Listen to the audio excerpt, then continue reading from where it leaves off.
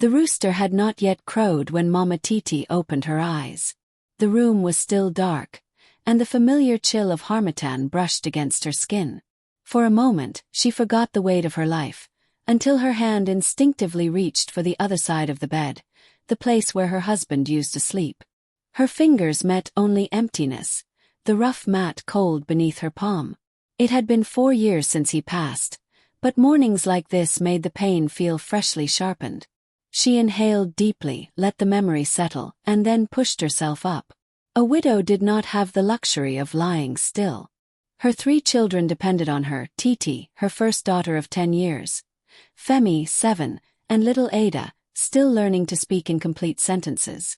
They slept on their small raffia mats, each curled like a tiny chick. She watched them for a moment, her eyes softening.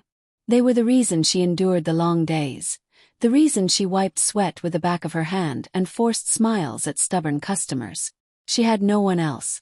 Stepping quietly, she tied her wrapper and made her way outside to check the tomatoes she would take to the market. Her small farm had been a blessing, one her husband had tended before death snatched him away after Ada's birth. The tomatoes glistened with morning dew, red and ripe, their plump skin promising good sales. She touched them gently, whispering, "God bless these ones. Let them sell well today." December had arrived, the month of celebration, the month of expectations, the month when every child in the village hoped for new Christmas clothes. And no matter how hard life bit her, Mama Titi never wanted her children to feel lesser than others. She remembered her own childhood, the sting of watching other children dance in shiny shoes while she wore patched slippers. She had vowed her children would not feel that same dull ache of exclusion. But wanting something and having the means to get it were 2 very different things. This particular December was proving difficult. Sales were not as good as previous years, and she had fallen behind on savings. The market was crowded with many tomato sellers, and buyers bargained more harshly as Christmas drew closer. It felt as though everyone wanted something from her, something she did not have enough of. Still, she pushed forward each day. After gathering the tomatoes into her basin, she lifted the heavy load onto her head. She paused, swallowed, steadied her breathing. How many more mornings could her neck take this weight? She did not know, but she had no choice. As she stepped back into the room to wake the children, little Ada stirred, rubbing her eyes. "Mama go market again," she whispered, her voice small. "Yes, my baby," Mama Titi replied softly. Ada reached out tiny hands, wanting to be carried, but the heavy basin made it impossible. The child's arms dropped slowly, disappointment settling into her little face. It pierced the widow's heart, but she forced herself to stay focused. She knelt and planted a kiss on the girl's forehead. "Mama will come back early. Behave for your sister." But even as she said the words, she knew it was unlikely. The festive season meant working from sunrise to sunset. Every buyer counted. Every coin mattered. Every trip to the market brought her closer to the small dream of Christmas clothes for her children. Titi, the eldest, rose quietly and tied her wrapper like her mother, already used to the responsibilities beyond her age. "I will warm the leftover yam, Mama," she said. Mama Titi smiled gently. "Thank you, my daughter. You are a blessing." She wished she could give the girl more childhood, more joy, more ease. But life had hardened Titi early, shaping her into a little mother. As the widow stepped outside with her basin, the sky had begun to brighten. Villagers called greetings, and she responded with tired warmth. The walk to the market was long, the kind that pressed into her bones, but she had learned to endure it. Reaching her usual spot, she spread her tomatoes, arranging them carefully. Her late husband used to tell her, "Presentation brings money." She believed him still. Hours crawled by as she called out to buyers, negotiated prices, smiled even when her cheeks hurt. By noon, December in the village was always loud, colorful, and full of excitement, but for Mama Titi, it came with a pressure that squeezed her chest. The sun seemed hotter, the harmattan wind harsher, and the market crowd more demanding. Everyone wanted tomatoes, but they wanted them cheap, too cheap. Buyers haggled fiercely, acting as though her months of back-breaking farming were nothing more than child's play. Still she endured. She sat on her low wooden stool from morning until the shadows grew long. Her voice grew hoarse from calling out to customers, her back stiff from bending toward her trays of tomatoes. Sweat collected under her wrapper, and dust settled on her feet. At intervals, she closed her eyes to whisper a silent prayer. God, let me sell enough today. Let my children have joy on Christmas morning. The week before Christmas was always the toughest. Parents rushed to buy clothes and shoes for their children. Seamstresses worked through the night. The roads were full of dancing, jubilant children waving the new t-shirts or dresses their parents had already purchased. But Mama Titi's hands were empty. She needed more sales. Much more. As the days passed, she began coming home later and later. Sometimes the children were already asleep when she dragged her tired body through the door. She would set down her empty basin, look at their peaceful faces, and feel the ache of guilt press deep into her chest. She tried to be quiet, but Titi always woke up. "Mama, you're back," the girl would whisper, forcing her eyes open.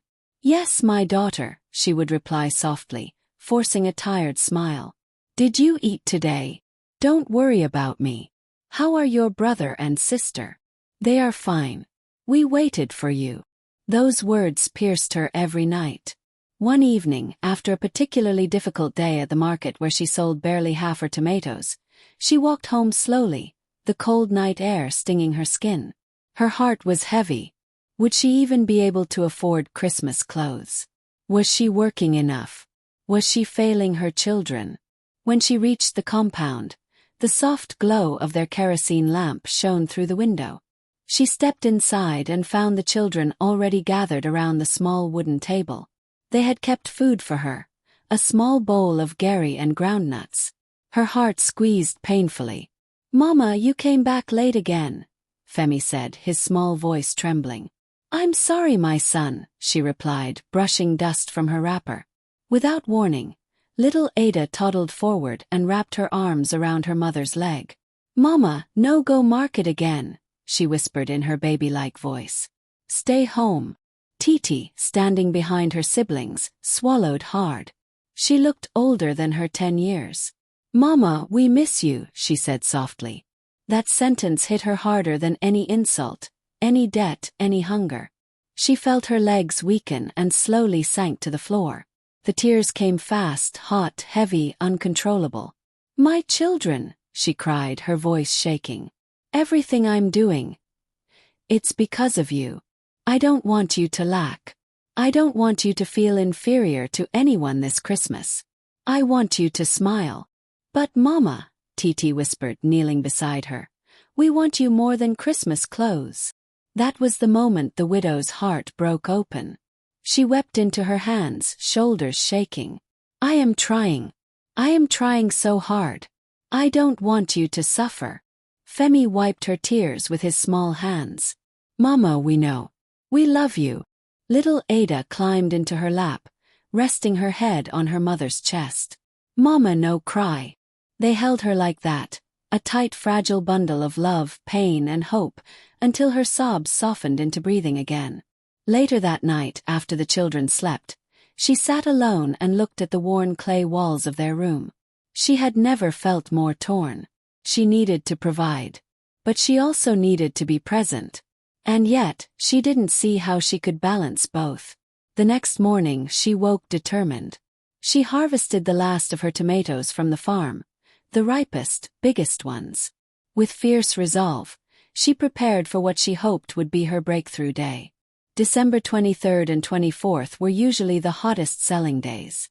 If she worked twice as hard and stayed twice as long, she might just gather enough money for clothes and shoes. She left home early, promising herself she'd return before nightfall. But the market was madness. People pushed. Traders shouted. Prices rose and fell like a storm. She fought for customers, her voice rising above the noise. She ran up and down the stalls. She bargained until her head pounded. Before she knew it, the sky had turned dark. She had sold everything. Everything. And for the first time that month, She walked home with her basin empty but her pocket full enough to fulfill her Christmas promise. Yet even with the money in her hand, she felt a strange ache inside her. She had missed another day with her children. A day they had hoped she would return early. A day she had once again surrendered to survival.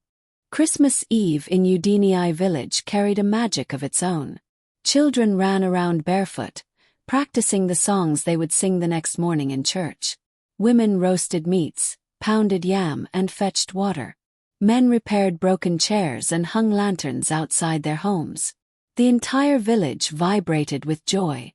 But inside Mama Titi's compound, there was a quietness that felt heavy.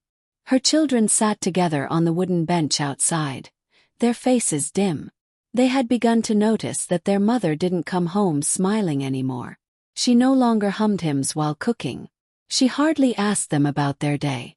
She was physically alive, but emotionally stretched thin. Titi folded her arms and watched the dusty road, hoping to see her mother appear.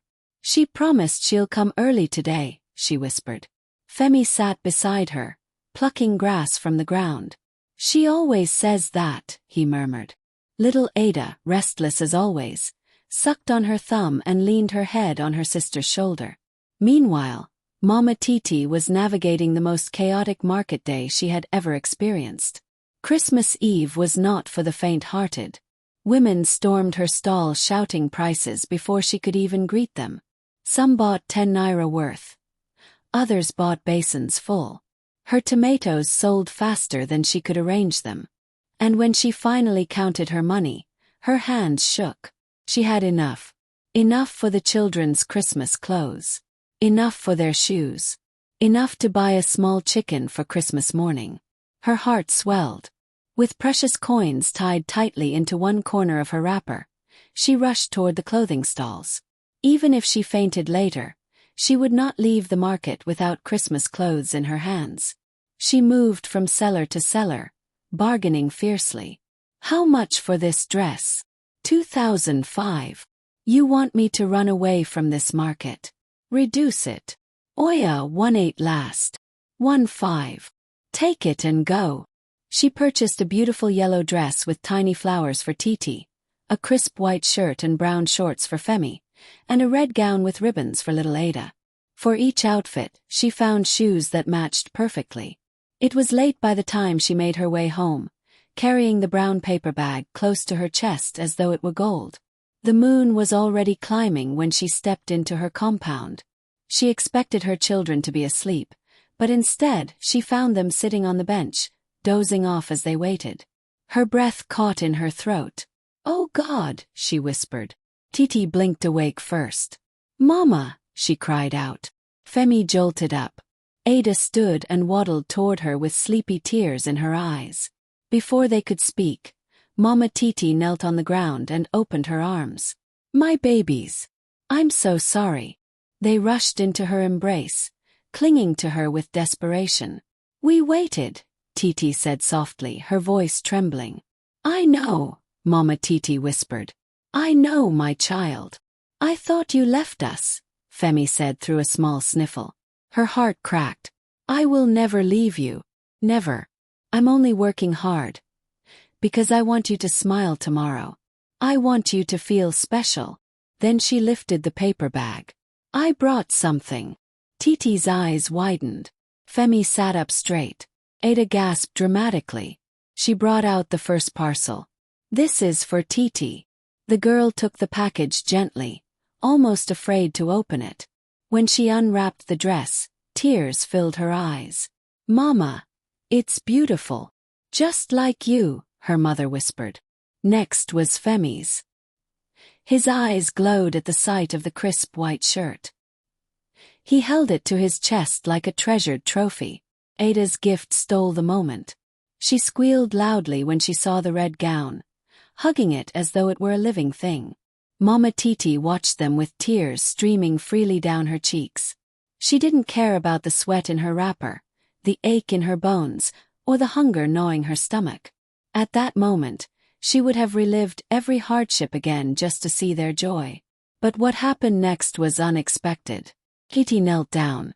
Femi followed. Little Ada knelt with difficulty, wobbling but determined. Then all three bowed their heads and placed their hands together.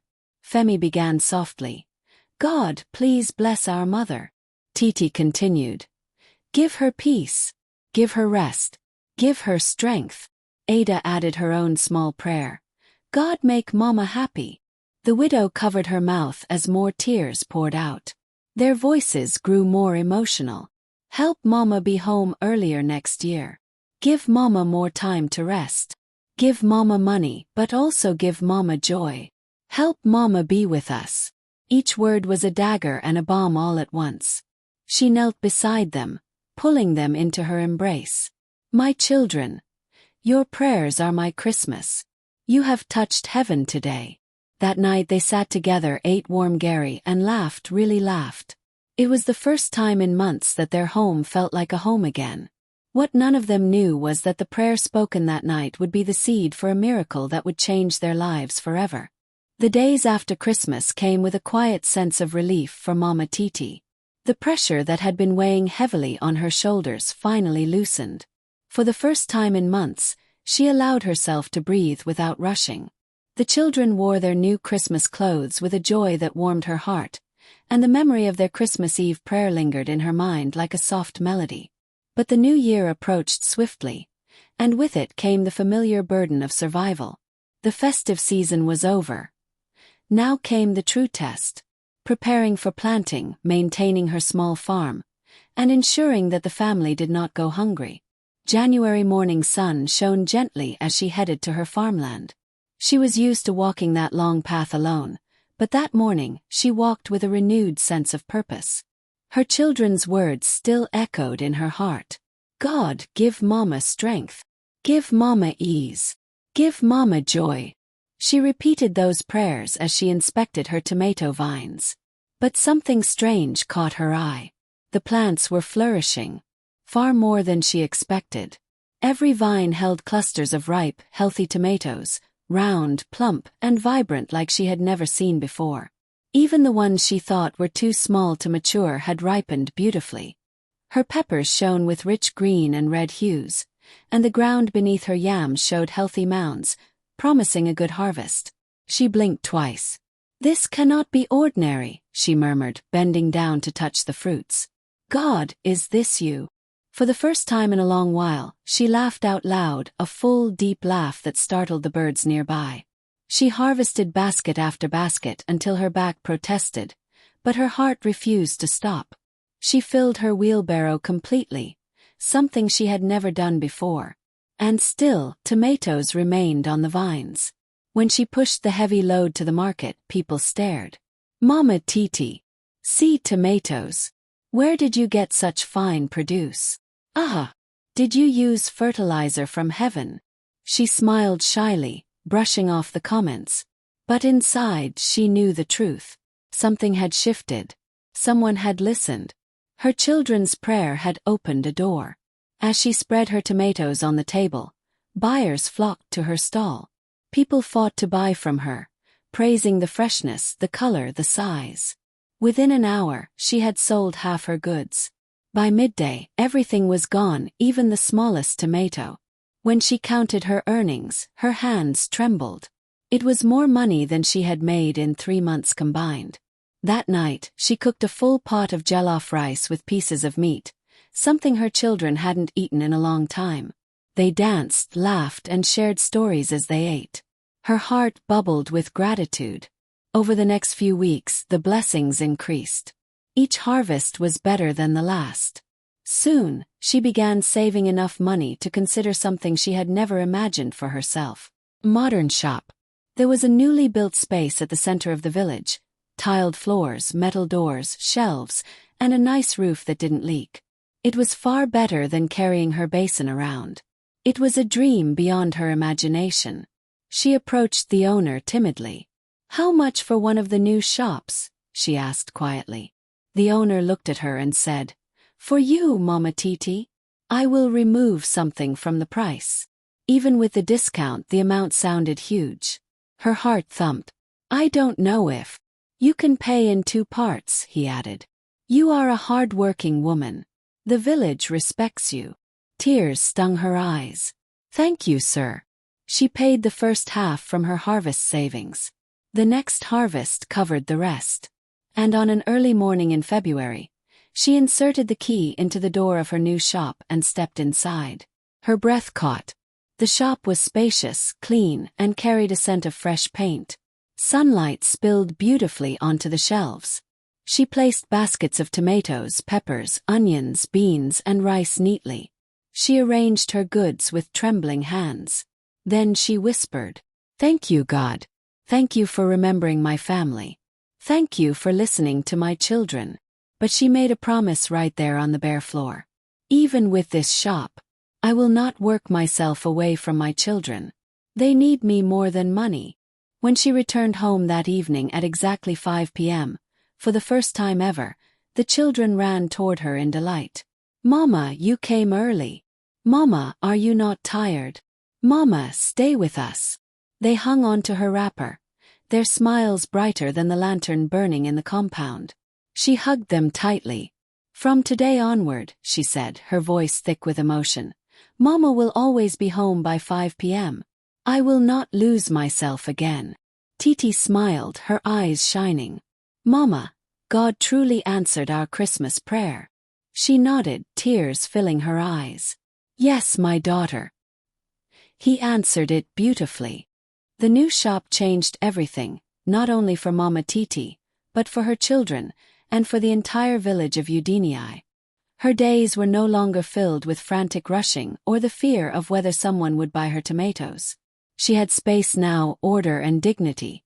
Where once she sat under the sun with dust clinging to her feet, she now stood behind clean shelves with baskets neatly arranged.